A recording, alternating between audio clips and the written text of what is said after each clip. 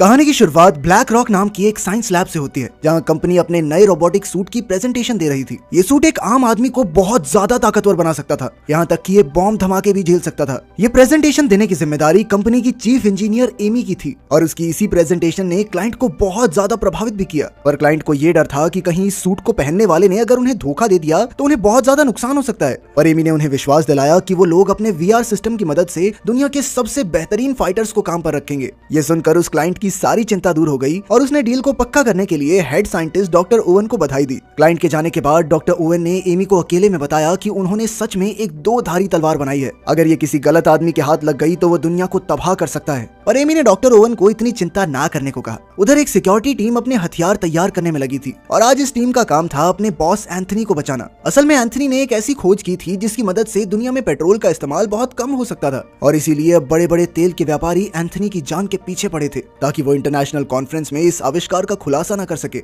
उस security team का head Luong नाम का एक आदमी था, जो एक एक्स आर्मी ऑफिसर होने के साथ साथ एंथनी का बहुत पुराना दोस्त भी था। इसके बाद वो लोग उस कमरे से बाहर निकले, पर उसी समय एक गार्ड के ईयरपीस में कुछ अजीब सी आवाज आ रही थी, और तभी एक गोली सीधा आकर उसके गले पर लगी, जिसके तुरंत बाद वहाँ ग्रेनेड से एक धमाका भी हुआ। जब लुआंग ने ऊपर देखा तो उसकी नजर हिटमैन की एक टीम पर पड़ी, जो गार्ड्स पर अंधाधुंध गोलियां चला रहे थे। तभी एक गार्ड ने फ्लैश बॉम्ब से एक धमाका किया, जिसका फायदा उठाकर लुआंग एंथनी और बाकी गार्ड्स के साथ वहाँ से भाग गया। पर फिर सीढ़ियां उतरते वक्त भी उनके ऊपर हमला हुआ, जिसमें कई गार्ड्स जख्मी हो गए। लेकिन फिर भी किसी तरह लुआंग एंथनी को लेकर दूसरे फ्लोर पर पहुंच गया, जहां काफी सारे लोग मौजूद थे। पर तभी दो हमलावरों ने वेटर का रूप लेकर उन पर हमला कर दिया, जिसके बाद लुआंग ने अपनी जबरदस्त फाइटिंग स्किल्स का इस्तेमाल करके उन्हें पीटना शुरू कर दिया। साथ ही उसने जल्दी से एंथनी को वहां से भागने को कहा, लेकिन बदकिस्मती से एंथनी एक ऐसे कमरे में पहुंच गया जहां पहले से ही कुछ लोग चाकू लेकर उसका इंतजार कर रहे थे। पर ऐन वक्त पर लुआंग भी वहां पहुंच गया और अपनी काबिलियत से उसने सभी दुश्मनों का काम तमाम कर दिया। इसके बाद भी जब वो एंथनी को लेकर वहां से निकला तो दो और हमलावरों ने उन पर गोलियां चला दी। लुआंग ने अपने दिमाग का इस्तेमाल करते हुए उन्हें भी जैसे तैसे हरा दिया। इसके बाद आगे जाकर उसने शीशा तोड़कर एंथनी को एक ब्रिज से धक्का दे दिया, लेकिन इसी बीच एंथनी की एक टांग टूट गई, इसलिए लुआंग को उसे घसीट कर वो ब्रिज पार करवाना पड़ा। उन्हें लग रहा था कि वो बच गए, लेकिन तभी कुछ हिटमैन वहां भी पहुंचकर उन पर गोलियां चलाने लगे, जिसमें से एक गोली सीधा लुआंग की टांग पर लगी। लेकिन जख्मी हालत में भी उसने कई सारे हिटमैन्स को खत्म कर दिया। फिर अचानक से एंथनी का पैर फिसल गया और वो नीचे गिरने ही वाला था, पर ऐन वक्त पर लुआंग ने उसका हाथ पकड़ लिया। उधर वो हिटमैन्स अभी भी उन पर गोलियां चला रहे थे, पर गोलियों की परवाह ना करते हुए लुआंग ने अपने दोस्त को पकड़े रखा। पर तभी एक हेलीकॉप्टर ने वहां आकर सभी हिटमैन्स को मारना शुरू कर दिया, और इसी का फायदा उठाकर लुआंग ने भी एंथनी को ऊपर खींच लिया। अपने जख्मों के चलते अगले कुछ हफ्तों तक लुआंग अपने घर पर ही अपनी बेटी फैंग और बीवी के साथ समय बिता रहा था, और उसे अपने परिवार के साथ अच्छा भी लग रहा था कि तभी एक दिन उसकी बीवी ने कहा कि लुआंग को अब रिटायरमेंट ले लेनी चाहिए। पर लुआंग अभी इसके लिए तैयार नहीं था। उसी वक्त अचानक घर की घंटी बजी, और जैसे ही उसकी बीवी दरवाजा खोलने लगी तो उसका सामना उसी हिटमैन की टीम से हुआ जिसने एंथनी पर हमला किया था।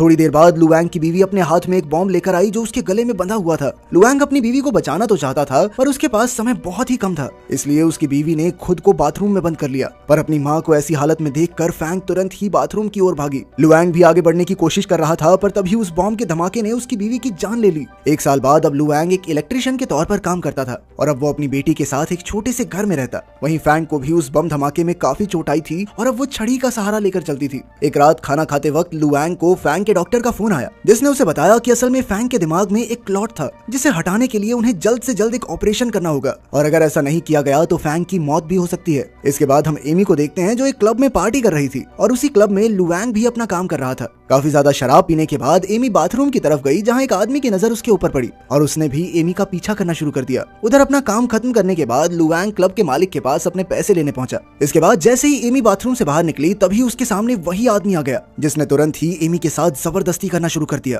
पर उसी समय लुआंग भी पास से ही गुजर रहा था, और एमी की आवाज सुनते ही वो वहां पहुंच गया, और उसने तुरंत ही उस आदमी को पीटना शुरू कर दिया। वो उसे मारते हुए वापस क्लब में ले आया, जहां उस आदमी के काफी साथी भी मौजूद थे। उन्होंने भी लुआंग पर हमला कर दिया, पर अपनी लड़ने की काबिलियत से लुआंग ने बड़ी ही आसानी से सबको पीट पीट कर खत्म कर दिया। पर फिर एक आदमी को मारते हुए अचानक से लुआंग को अपनी पत्नी का चेहरा याद आ गया, जिसके बाद उसके सर में बहुत तेज दर्द होने लग गया, और फिर वो इसी दर्द में क्लब से बाहर आ गया, जहां उसने किसी तरह से अपनी दवाई खाई, और फिर वो वहां से चुपचाप चला गया। अगली सुबह लुआंग वापस अपने काम पर चला गया, लेकिन जब बाद में वो घर लौटा तो उसने देखा कि उसके घर का ताला पहले ही खुला हुआ था। लुआंग तुरंत ही चौकन्ना हो गया, पर जैसे ही वो फैंग के कमरे में गया तो उसने देखा कि एमी फैंग को एक कहानी सुना रही थी, जिसके बाद लुआंग ने एमी को थैंक्स भी कहा, क्योंकि पिछले कई दिनों से फैंग बहुत ज्यादा उदास थी, और एमी से मिलने के बाद से वो काफी खुश हो गई थी। मगर एमी को ये समझ नहीं आ रहा था कि आखिर लुआंग जैसा इतना काबिल आदमी आदमी ऐसी बेकार सी जिंदगी क्यों जी रहा है। लुआंग का कहना था कि मुझे इस सब के अलावा और कुछ नहीं आता, पर एमी चाहती थी कि वो उसकी कंपनी के लिए सिक्योरिटी हेड का काम करे, जिसके लिए लुआंग ने साफ इनकार कर दिया। पर फिर भी एमी ने उसे एक बार फिर से सोचने को कहा और साथ ही उसने अपना कार्ड भी वहाँ छोड़ दिया ताकि अगर लुआंग का मन बदले तो वो उसे कॉल कर सके। जैसे ही एमी वहाँ से निकलने वाली थी तो उन्हें फैंग के कमरे से एक आवाज आई और जब वो दोनों वहाँ पहुंचे तो उन्होंने देखा कि फैंग जमीन पर पड़ी हुई थी। लुआंग बहुत ज्यादा डरा हुआ था, पर फिर एमी ने तुरंत ही फैंग को एक इंजेक्शन लगाया, जिसके बाद वो वापस से होश में आ गई। अगले दिन लुआंग को फैंग के डॉक्टर का फोन आया, जिसने उसे बताया कि किसी अनजान आदमी ने फैंग के इलाज के पैसे भर दिए हैं। और जब वो घर वापस पहुंचा तो उसने देखा कि फैंग आराम से सो रही थी। इसके बाद वो तैयार होकर एमी से मिलने ब्लैक रॉक की लैब में पहुंच गया। सबसे पहले लुआंग ने इलाज के पैसे भरने के लिए एमी का धन्यवाद किया, पर एमी ने सीधा उसे रोबोटिक सूट के बारे में बताया और वो चाहती थी कि लुआंग इस सूट का पायलट बने। पर फिर लुआंग ने एमी को बताया कि मुझे PTSD है, जिसका मतलब ये था कि कभी कभी लड़ाई करते वक्त उसे अपनी पत्नी की मौत याद आ जाती है, जिसके बाद वो कुछ भी करने लायक नहीं रहता। पर एमी ने बताया कि मैं तुम्हारे बारे में सब जानती हूँ, चिंता मत करो। इसके बाद लुआंग 3 और आदमियों के साथ VR मशीन पर बैठा, जिसके शुरू होते ही वो एक शिपिंग यार्ड में पहुंच गया, जहां उसे कई सारे दुश्मनों के बीच से एक औरत को बचाना था। लुआंग ने तुरंत ही एक एक करके सभी आदमियों को मारना शुरू कर दिया और सभी से लड़ते हुए वो एक कमरे में पहुंचा जहां काफी सारे आदमी उसका इंतजार कर रहे थे। पर लुआंग ने अपनी ताकत से उन सभी को भी हरा दिया। पर तभी उसकी नजर वहां मौजूद उस औरत पर पड़ी, जिसकी शक्ल हूबहू उसकी पत्नी की तरह थी। उसे देखते ही लुआंग के सर में जबरदस्त दर्द हो गया, जिसके बाद वो झटके से मशीन से उठ खड़ा हुआ। अब लुआंग वहां से जाना चाहता था और इसीलिए वो चिल्ला चिल्ला कर दरवाजा खोलने को कहने लगा, लेकिन तभी वहां एक बहुत बड़ा धमाका हुआ, जिसके बाद कुछ हिटमैन्स ने वहां आकर अंधाधुंध गोलियां चलानी शुरू कर दी। पर किसी तरह उनसे बचते हुए लुआंग वहां से बाहर आ गया, जिसके बाद हिटमैन के लीडर ने लैब में बॉम्ब लगाकर उसे उड़ा दिया। इधर लुआंग को काफी चोट आई थी, लेकिन फिर भी उसने बिना शोर मचाए अकेले ही अपनी मरहम पट्टी की। उधर हमलावरों ने लैब में घुसकर सभी साइंटिस्ट को बंदी बना लिया था और जब लुआंग बाहर आया तो उसकी नजर लाशों पर पड़ी, जिसके बाद उसने बंदूक उठाकर उन हमलावरों के पीछे जाने का फैसला किया। और जैसे ही वो कैमरा रूम में पहुंचा तो उसने देखा कि हमलावरों ने सभी को कैदी बना रखा था, जिसमें एमी और डॉक्टर ओवेन भी मौजूद थे। इसके बाद लीडर ने डॉक्टर ओवेन को पकड़कर बताया कि वो वहां पावर कोर हासिल करने आया था, जिसे देने से डॉक्टर ओवेन ने साफ इनकार कर दिया। इससे गुस्सा होकर लीडर ने बाकी 2 साइंटिस्ट को गोली मार दी। ये देखकर आखिरकार डॉक्टर ओवेन उसे पावर कोर देने के लिए तैयार हो गए।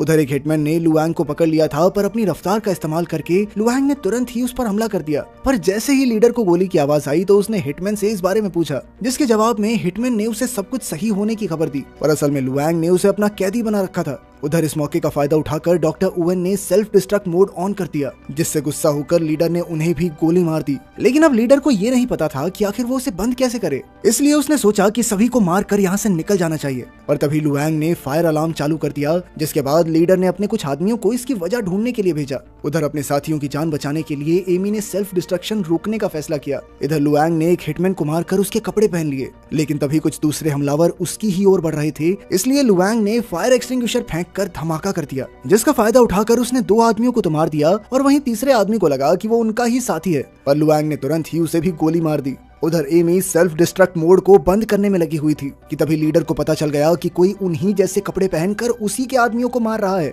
इसलिए लीडर ने लुआंग से अपने रेडियो के जरिए बात करना शुरू कर दिया। उधर लुआंग भी लीडर तक पहुंचने की कोशिश कर रहा था, पर रास्ते में उसका सामना 3 हमलावरों से हुआ। इन 3 में से एक हमलावरों का कैप्टन भी था और उसने लुआंग को देखते ही अपना मास्क उतारने को कहा, और जब लुआंग ने ऐसा नहीं किया तो उसने तुरंत उसके ऊपर बंदूक तान दी। पर लुआंग ने उनके कुछ करने से पहले ही उनके ऊपर हमला कर दिया। उसने 2 हमलावरों को तो बड़ी ही आसानी से हरा दिया, पर उनका कैप्टन ताकतवर फाइटर था, जिसे हराने में लुआंग को काफी मेहनत करनी पड़ी, लेकिन आखिरकार जीत उसी की हुई। फिर जैसे ही लीडर ने अपने कैप्टन से बात करने की कोशिश की तो उसे कोई जवाब नहीं मिला, जिसके बाद उसकी चिंता काफी बढ़ गई और उसने एमी से कहा कि जल्द से जल्द इस सेल्फ डिस्ट्रक्शन को रोको। धमाका होने से कुछ सेकंडों पहले ही एमी ने सेल्फ डिस्ट्रक्शन को रोक दिया, जिसके बाद लीडर ने बड़ी आसानी से पावर कोर को निकाल लिया। इधर एमी को लग रहा था कि अब लीडर उन सबको जिंदा छोड़ देगा, लेकिन फिर लीडर ने कहा कि मैं तो मजाक कर रहा था, तुम सबका तो मरना तय है। इससे पहले कि वो गोली चला पाता, लुआंग ने उसके साथ समझौता करने की कोशिश की, जिसके लिए लीडर बिल्कुल तैयार नहीं था। पर जब लुआंग ने उसे कैप्टन की आवाज सुनाई तो वो तुरंत ही तैयार हो गया। उनके समझौते के मुताबिक लीडर को कैप्टन के बदले सभी साइंटिस्ट को लुआंग के हवाले करना होगा।